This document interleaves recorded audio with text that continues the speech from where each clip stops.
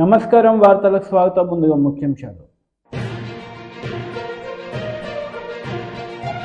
వైఎస్ఆర్ కాంగ్రెస్ పార్టీలో భారీ చేరికలు. పార్టీ కండువా కప్పి పార్టీలోకి సాధారణంగా ఆహ్వానించిన సీఎం జగన్.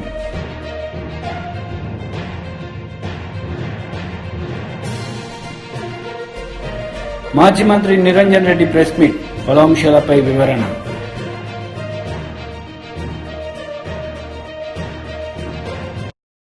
సీఎం క్యాంప్ కార్యాలయంలో ముఖ్యమంత్రి వైఎస్ జగన్ సమక్షంలో వైఎస్ఆర్ కాంగ్రెస్ పార్టీలో చేరిన రాధా రంగ మిత్రమండలి రాష్ట్ర అధ్యక్షుడు వంగవీటి నరేంద్ర ఇతరులు. ఈ సందర్భంగా వారిని పార్టీ కండువా కప్పి పార్టీలోకి సాదరంగా ఆహ్వానించారు సీఎం జగన్.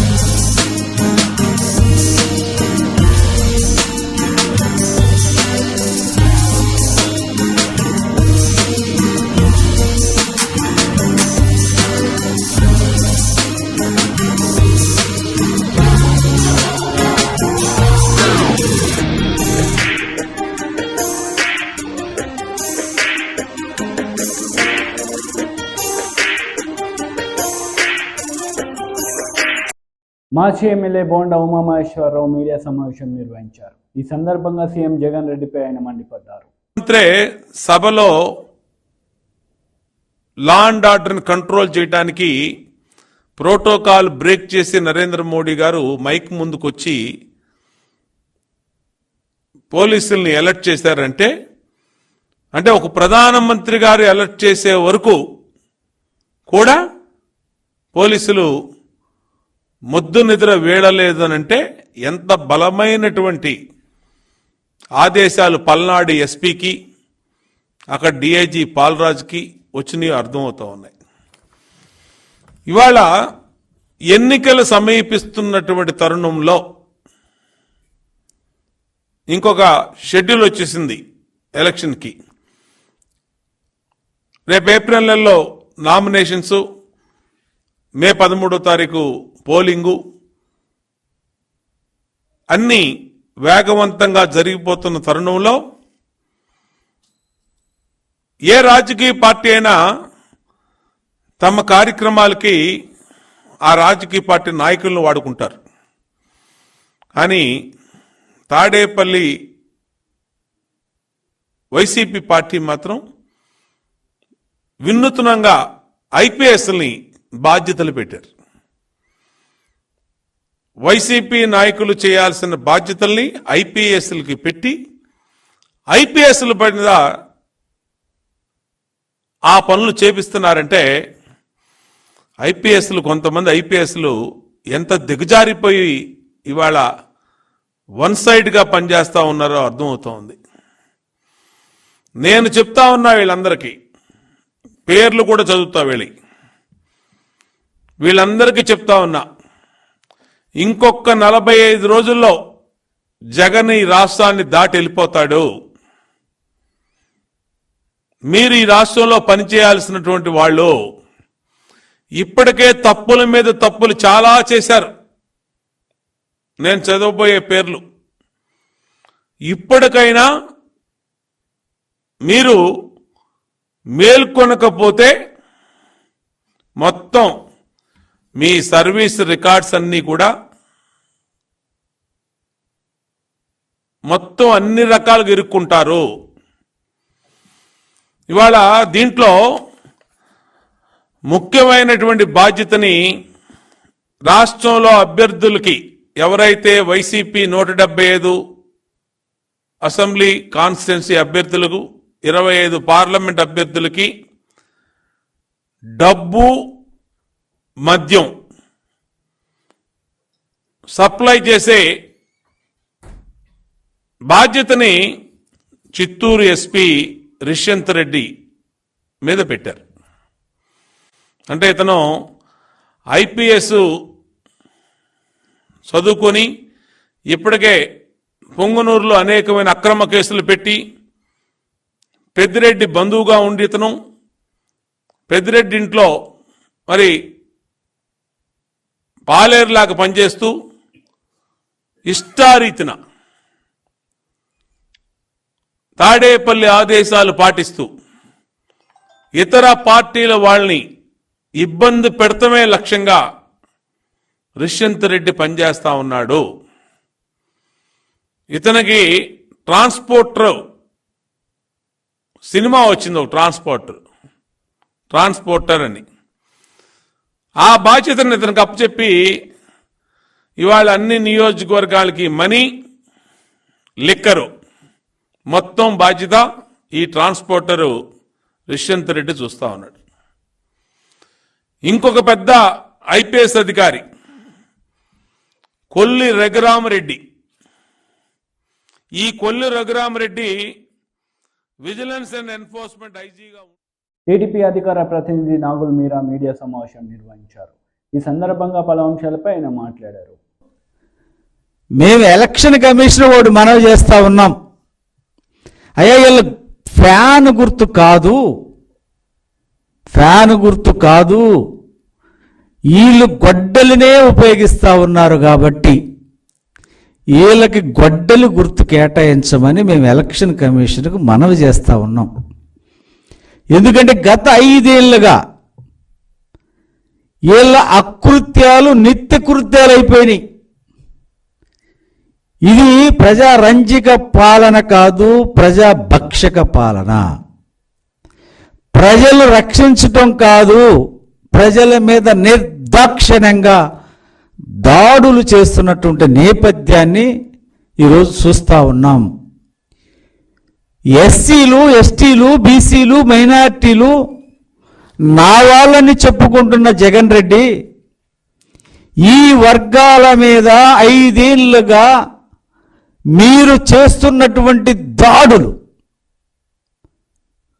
300 మందిని బీసీ బిడ్డలను పొట్టన పెట్టుకున్నారు. 188 మంది ఎస్సీ బిడ్డల్ని మీరు పొట్టన పెట్టుకున్నారు. 50 మంది మైనారిటీ బిడ్డల్ని నిర్దాక్షిణ్యంగా చంపారు. 63 మంది ఎస్టీ బిడ్డల్ని అతి కిరాతకంగా చంపారు.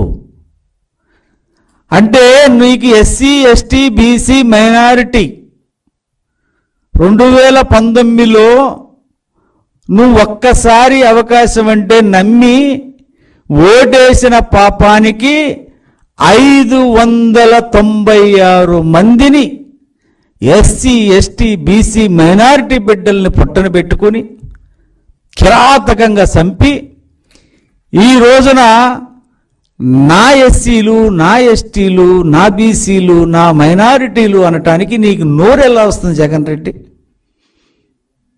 ఈ రోజున మాకు రిటర్న్ గిఫ్ట్ ఏంటంటే ఎస్సీ, ఎస్టీ, బీసీ, మైనారిటీ వాళ్ళకి రిటర్న్ గిఫ్ట్ ఏంటంటే గొడ్డలి. అంటే మీకు అండగా నిలబడ్డటువంటి వర్గాల్ని ఈరోజు మా సంక్షేమం మర్చిపోయారు, మా అభివృద్ధి మర్చిపోయారు, చివరికి మా ప్రాణాలు తీసేటువంటి దౌర్భాగ్యమైనటువంటి పరిస్థితికి ఈరోజు వైసీపీ ప్రభుత్వం వచ్చింది. నేను అడుగుతున్న పోలీసు అధికారుల్ని, మీరు చట్టాన్ని కాపాడాలి, ప్రజల మాన ప్రాణాలను కాపాడాలి, మీకు జీతాలు ఇస్తున్నది ప్రజల కష్టంతో కట్టేటువంటి ట్యాక్సులు. మీరు ఏం ప్రమాణం చేసి వచ్చారు? వాళ్ళ ప్రమాణాన్ని మరిచి, ప్రజల రక్షణ మర్చి, ప్రజల పక్షాన పనిచేయాలనే కనీస జ్ఞానం లేకుండా వైసీపీకి తొత్తుల్లాగా, వాళ్ళ కార్యకర్తల్లాగా మీరు పని చేయటం అంటే ఇది ప్రజాస్వామ్యంలో సరైనటువంటి పద్ధతి కాదు. నేను అందరినీ అనటం లేదు, ముఖ్యంగా జగన్మోహన్ రెడ్డి సామాజిక వర్గం చెందినటువంటి, అది పోలీసా, రెవెన్యూ, ఏదన్నా కానివ్వండి, వాళ్ళు నిర్దాక్షిణమైనటువంటి పద్ధతుల్లో వ్యవహరిస్తూ ఉన్నారు. ప్రజాస్వామ్య పద్ధతుల్లో ఏ మాత్రం కూడా. మాజీ మంత్రి నిరంజన్ రెడ్డి మీడియా సమావేశం నిర్వహించారు. ఈ సందర్భంగా పలు అంశాలపై ఆయన మాట్లాడారు. ప్రతి ఎకరాకు నష్టపోయిన ప్రతి రైతుకు, పంట వడగళ్ల వానతో నష్టపోయిన ప్రతి రైతుకు 10,000 ఇవ్వాలి. అదేవిధంగా మీ చర్యల వల్ల, మీ నిర్లక్ష్యం వల్ల, మీ పట్టింపు లేని కారణంగా ఈ రాష్ట్రంలో ఎండిపోయినటువంటి పంటలు మొత్తం ఎన్ని ఉన్నాయో మొత్తం ఎన్యూమరేట్ చేయండి. వాళ్ళకు కూడా ఇదే విధంగా ప్రకృతి విపత్తు పద్ధతిలోనే 10,000 రూపాయలు ఇచ్చేటువంటి ప్రత్యేక జీవం తీసుకురండి. రైతాంగానికి మించినటువంటి శ్రేయస్ ఇంకేముంటుంది? మొత్తం రాష్ట్రం అన్నదాతలు కదా, 2.5 కోట్ల మంది ప్రత్యక్షంగా పరోక్షంగా సేద్యాన్ని నమ్ముకొని బతికేవాళ్ళు. చేయండి, డిక్లేర్ చేయండి. వడగళ్ల వానకు పాత జీవ పద్ధతులు ఏంటి, ఇప్పుడు పంటలు ఎండిపోయినటువంటి, కరెంటు లేక నీళ్లు లేక ఎండిపోయినటువంటి రైతులకు ఏమిస్తారో ప్రకటించండి. అదే 10,000 ఇస్తారా, ఇంకెక్కువ ఇస్తారా? మాకంటే మేము సిపాయిలం మనగాలం అని చెప్పుకుంటారు కదా, మరి మాకంటే ఎక్కువ ఇచ్చి నిరూపించుకోండి. రైతుల వద్ద మీ చిత్తశుద్ధి చాటుకోండి. మేము డిమాండ్ చేస్తూ ఉన్నాం. రైతుల్ని ఆదుకోవడం అనేటువంటిది ప్రభుత్వం యొక్క తక్షణ కర్తవ్యం. ఎటువంటి మీనమేషాలు లెక్కించకుండా, జాప్యం జరగకుండా ఈ రాష్ట్ర రైతాంగాన్ని ఆదుకోవాలి. పంటలు ఎండినటువంటి వాళ్ళు బాధ అనిపిస్తుంది. అసలు మేపుతుంటే ఇంకో దిక్కు గుండెల్లో మంట చెలరేగి రైతాంగం తాము పెట్టినటువంటి పంట ఎండిపోతుంటే దాన్ని అంటిస్తున్నారు. మంటలు మండుతున్నాయి. ఇటువంటి సన్నివేశాలను, సందర్భాలను చూడడానికే ప్రజలు మార్పు కోరినరా? రైతాంగాన్ని కూడా ఆలోచించమని కోరుతున్నాం మేము. మీరు ఏ క్షణికావేశంలో, ఏ కారణాల చేత, ఏ తప్పుడు ప్రచారాల చేత, ఏ ప్రభావానికి లోనై నిర్ణయం తీసుకున్నారు, అయిపోయింది. కానీ వీళ్ళు ఏం మార్పు ఉంది మీ కళ్ళ ముందల? మీరే కదా సజీవ సాక్ష్యాలు. ఇంత గొప్ప మార్పు ఇప్పుడు సర్కారు తెస్తారనేనా మీరు వాళ్ళని తెచ్చుకొని నెత్తిన పెట్టుకున్నది? దయచేసి రైతాంగం కూడా ఆలోచించాలని చెప్పి నేను విజ్ఞప్తి చేస్తున్నా. రాష్ట్రంలో ఒక్క చోట ఒక రైతుకు ఏదన్నా నష్టం జరిగితే పరిగెత్తుకొని పోయేటోళ్ళం మేము. మా ఎమ్మెల్యేలు కానీ, మేము కానీ, ఇతర సహచర మంత్రులు కానీ ఆనాడు. ఇలా రాష్ట్ర వ్యాప్తంగా ప్రతి జిల్లాలో పంటలు ఎండుతుంటే ఒక ఎమ్మెల్యే బోర్డు, అధికార పార్టీ ఎమ్మెల్యే, ఒక మంత్రి బోర్డు, ఇదేం విచిత్రం అండి, నాకు అర్థం కాదు. ఫేస్ చేయరా సిచ్యువేషన్ని? పరిష్కారాలు లేవా అనుకుంటే? అసాధ్యమైనవా మానవులకు? చేయవచ్చు కదా ఏదో ఒకటి. ఓయప్ప కేసీఆర్ ఇన్ని అప్పులు చేసిండు, అన్ని అప్పులు చేసిండు, పెద్ద దుష్ప్రచారం చేసిరి. ప్రపంచంలో సంపన్న దేశమైన అమెరికా నుంచి పేద దేశాల దాకా అప్పులు అనేది వాళ్ళ ఆర్థిక వ్యవస్థలో భాగం. అప్పులు చేసి సంపద సృష్టిస్తారు, ఎకానమీని పెంచుకుంటూ పోతారు ఆయా సందర్భాలను బట్టి. ఇక దీన్ని మసిబుసి మారేడుకాయ చేసి తెచ్చిన అప్పుల మొత్తం మీద కేసీఆర్ ఇంటికి తెచ్చుకున్నట్లే, వాడుకున్నట్లే దుష్ప్రచారం చేసి చాలా నీచంగా, చులకనగా మాట్లాడి ప్రజలను రెచ్చగొడుతుంది కదా. మరి 100 రోజులకే 16,400 కోట్లు ఎట్లా చేస్తారు మీరు? 100 రోజులకే 16,400 కోట్లు ఎట్లా చేసింది రేవంత్ సర్కార్? ఇవాళ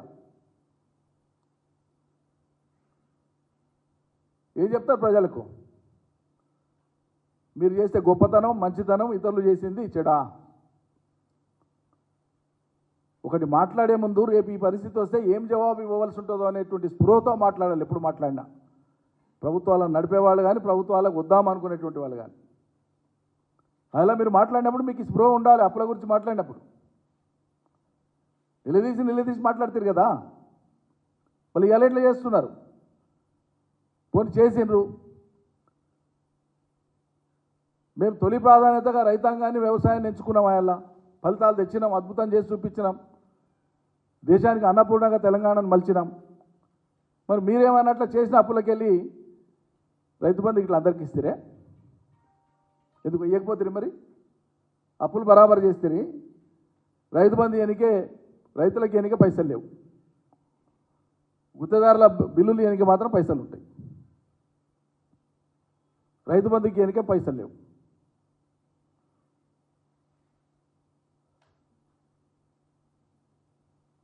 అందువల్ల ఈ ప్రభుత్వం పెట్టాల్సిన అంశాల మీద దృష్టి పెట్టకుండా పోయినంతకాలం గత ప్రభుత్వం మీద నిందలేసుకొని కాలం వెలబుచ్చాలనుకుంటే అది కుదరదు, సరిపోయిన వ్యవహారం కూడా కాదు. ఖచ్చితంగా స్పందించాలి. మంత్రులు ఎమ్మెల్యేలు ఎండిన పంటల కాడికి కాలుతున్న పంటల కాడికి పోవాలి, ప్రజలతో మాట్లాడాలి, సాంత్వన కల్పించాలి, వాళ్ళకి ఏమి ఇస్తారో చెప్పి రావాలి, ఏం సాధ్యమవుతుందో చెప్పి రావాలి, తప్పించుకోజాలని చెప్పి నేను తెలియజేస్తున్నా. మరోవైపు సరే వీళ్ళు ఎన్నికల కంటే ముందు చెప్పారు, చాలా చెప్పారు, వందల అంశాలు చెప్పారు. మరీ నిరుద్యోగ యువకులను అయితే ఆకాశానికి తీసుకొని పోయి మోసం చేశారు. నేల మీద కూడా కాదు, 2 లక్షల ఉద్యోగాలు, మెగా డిఎస్సి, రేవంత్ సర్కార్ది అన్ని రంగాలలో మెగా మోసమే, వంచననే.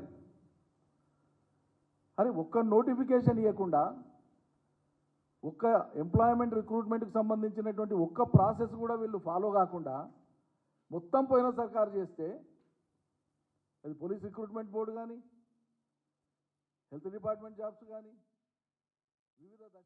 కాంగ్రెస్ ఎమ్మెల్యే బీర్లా ఐలయ్య మీడియా సమావేశం నిర్వహించారు. ఈ సందర్భంగా పలు అంశాలపై ఆయన మాట్లాడారు. కంచె బద్దలు కొట్టినాడే మా అందరికి స్వేచ్ఛ వచ్చిందని చెప్పి ఎమ్మెల్యేలు కానీ ఎంపీలు కానీ ఇలా కాంగ్రెస్ పార్టీకి ఆకర్షితులై రేవంత్ రెడ్డి చేస్తున్నటువంటి సంక్షేమ పథకాలు అమలు చేస్తున్న తీరును చూసి ఇలా రేవంత్ రెడ్డి గారు ఎమ్మెల్యేలకు, మంత్రులకు, ప్రజలకు అందుబాటులో ఉంటుంది కాబట్టి ఎప్పటికప్పుడు రాష్ట్ర పరిస్థితుల మీద ఆలోచన చేసి సర్వేలు క్షుణ్ణంగా ఆలోచన చేసి ఆ రకంగా ముందుకు పోతుంది. కాబట్టి ఈ పరిపాలన నచ్చి గౌరవ రేవంత్ రెడ్డి గారి నాయకత్వాన్ని పాటలు చేస్తున్నారు.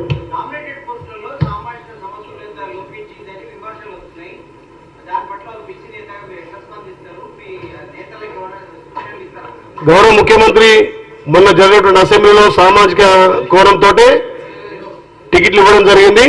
ఇప్పుడు కూడా వేసింది 50%, ఇంకా 50%లో ఖచ్చితంగా బీసీలకు, ఎస్టీ, ఎస్సీ మైనార్టీలందరూ కూడా సంస్థ స్థానం ఉంటుంది. కాంగ్రెస్ పార్టీ అంటేనే ప్రజాస్వామ్య పార్టీ కాబట్టి రేపు 2వ లిస్టులో అందరికీ సంస్థ న్యాయం జరుగుతుంది, బీసీలకు ఎక్కడ అన్యాయం జరగదు.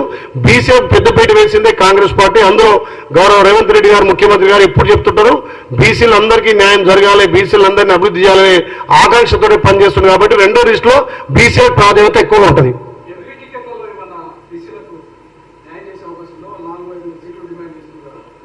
పూర్తి అయినాక దాని మీద మాట్లాడడం, ఇంకా సీట్లు ప్రకటించేది ఉంది. దాంట్లో ఖచ్చితంగా బీసీలకు న్యాయం జరుగుతుంది. ఎస్టీ, ఎస్సీ మైనార్టీలు అందరూ కలుపుకొని గౌరవ రేవంత్ రెడ్డి గారు, అక్కడ ఉన్నటువంటి శ్రీమతి సోనియా గాంధీ, ఖర్గే గారు, రాహుల్ గాంధీ గారు అన్ని ఆలోచన చేసి కులాల ఈక్వేషన్ గా, అక్కడ ఉన్నటువంటి పరిస్థితుల ఈక్వేషన్ గా బీసీ, ఎస్టీ, ఎస్సీ మైనార్టీలందరికీ సంస్థ స్థానం ఖచ్చితంగా కాంగ్రెస్ పార్టీ కల్పిస్తుంది. ఎనీవన్? Thank you.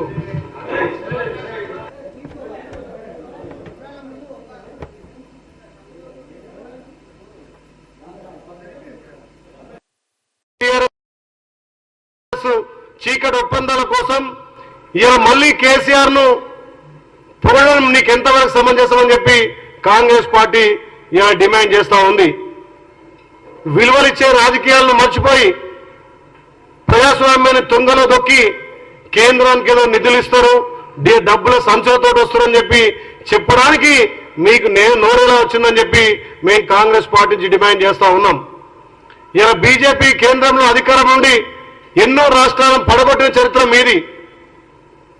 ఇలా గౌరవ ముఖ్యమంత్రి 6 నిమిషాలు గెలిచిన మొదటి నుంచి సుమారు 20 గంటలు పనిచేసి గత ప్రభుత్వం ఇచ్చినటువంటి పథకాలతో పాటు మేమిచ్చినటువంటి పథకాలను ఒకటి అమలు చేసుకుంటూ ఇలా అప్పుడ తెలంగాణను అభివృద్ధి వైపు తీసుకుపోతుంటే ఓర్వలేక మీరు గెలవలేమని తెలిసిపోయి ఇలా రేవంత్ రెడ్డి గారి ప్రభుత్వం మీద ఈ రకంగా మాట్లాడడం, చౌకబారు ప్రకటనలు, పిట్టాదొర అని చెప్పి సంబోధించడం నీ అవివేకానికే మేము వదిలేస్తున్నాం. కాబట్టి ఇలాంటి ప్రకటనలు బంద్ చేసుకోవాలి.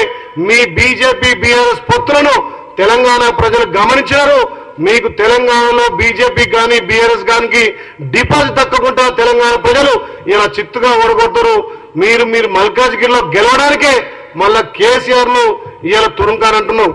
మరి గతంలో రైతులకు ఇచ్చినటువంటి హామీలు ఎడిపోయినాయి, గతంలో మీరు నల్లధనం తెస్తున్నటువంటి మాటలు ఎడిపోయినాయి, కేంద్రం ఇచ్చినటువంటి హామీలు తుంగర దొక్కి ఒక్కొక్కరి ఖాతాలో 15 లక్షలు మీరు జమ చేస్తున్న మాట ఎందుకు నిలబెట్టుకోలేదు? ఇవాళ ఒక మతతత్వ పార్టీగా ఇలా మతాలను కులాలను అడ్డం పెట్టుకొని మీరు మళ్ళీ ఓట్లు దండుకోవాలని చూస్తుంది తప్ప తెలంగాణ ప్రజలు భారీ మెజార్టీ తోటి ఇలా ప్రజాపాలన ప్రజా నాయకుడిగా రేవంత్ రెడ్డిని ప్రజలు ఎన్నుకున్నారు. మీరు కేంద్రంలో ఉన్నటువంటి బీజేపీ కానీ రాష్ట్రంలో ఉన్నటువంటి కేసీఆర్ దొరపాలనను అంతమొందించి ఇలా తెలంగాణలో ప్రజాపాలన ఇలా రేవంత్ రెడ్డి గారిని ముఖ్యమంత్రిగా చేసిన ఘనత తెలంగాణ ప్రజలు. కాబట్టి ఇలాంటి చిల్లర మల్లర ప్రకటన మానుకోవాలి. ఒక బీసీ బిడ్డగా గతంలో బీసీ ముఖ్యమంత్రి అయితే చెప్పుకున్న నువ్వు బీసీల గౌరవం తీసే విధంగా మాట్లాడొద్దని చెప్పి నిన్ను మాట్లాడినటువంటి మాటలను ఉపసంహరించుకోకపోతే మల్కాజ్గిరిలో మీకు డిపాజిట్ దక్కదని చెప్పి ఇలా మేము హెచ్చరిస్తున్నాం. ఈ చౌకబారు ప్రకటన మానుకోవాలి. మీ చీకటి ఒప్పందాలు తెలంగాణ ప్రజలు గమనిస్తున్నారు. కాబట్టి రేవంత్ రెడ్డి గారి నాయకత్వాన ఇప్పటికే 90% ఇచ్చిన హామీలు అమలు చేసినాం.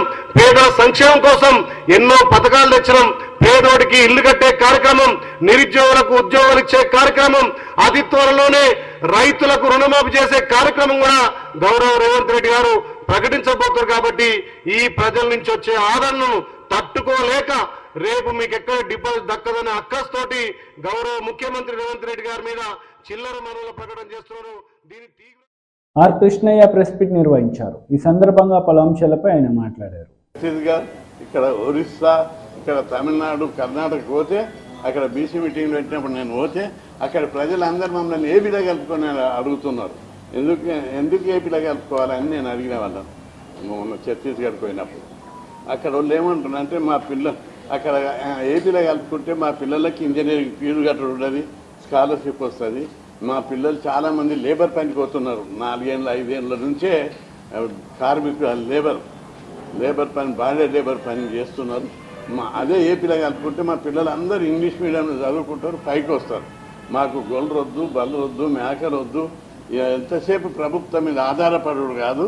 మా పిల్లలు చదువుకుంటే రేపు డాక్టర్లు అవుతారు, ఇంజనీర్లు అవుతారు, కలెక్టర్లు అవుతారు, పెద్ద పెద్ద ఆఫీసర్లు అవుతారు. ఏది కాకపోతే ఆఖరికి లీడర్లను అవుతారు.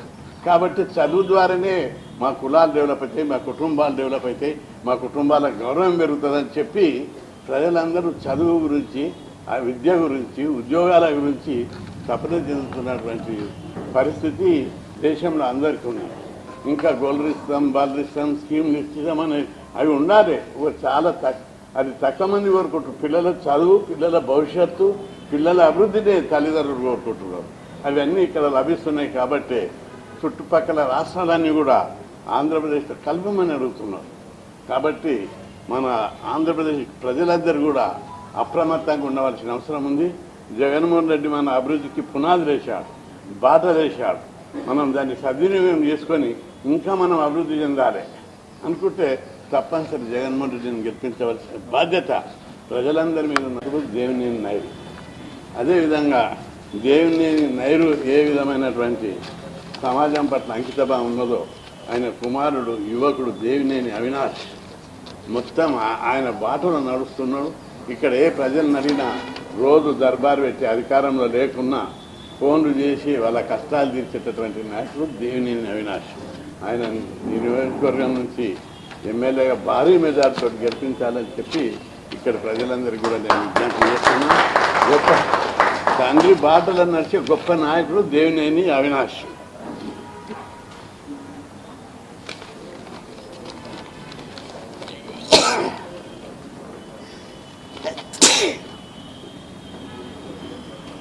దేవినేని అవినాష్ను గెలిపించినట్లయితే జగన్ ముఖ్యమంత్రి అవుతాడు.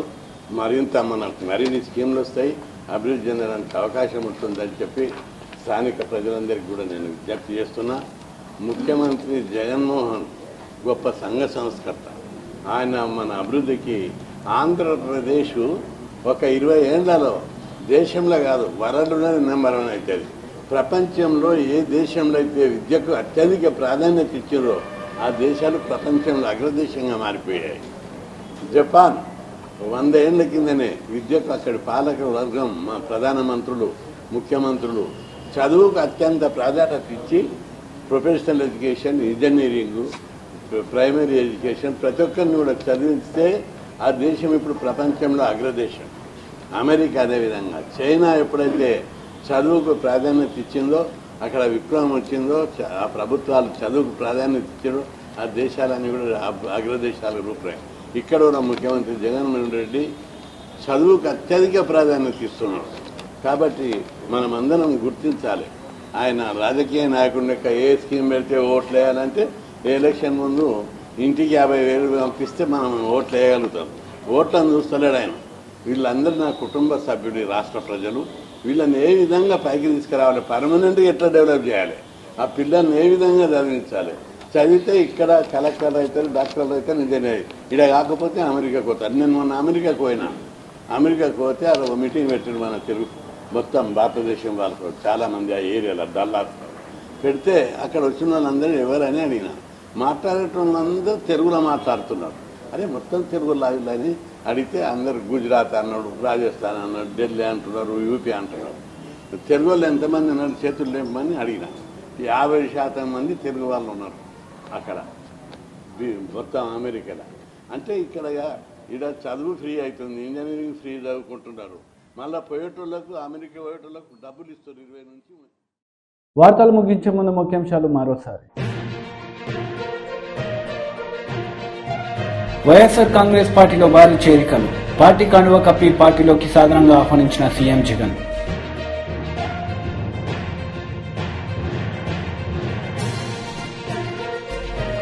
మాజీ మంత్రి నిరంజన్ రెడ్డి ప్రెస్ మీట్, పలు అంశాలపై వివరణ.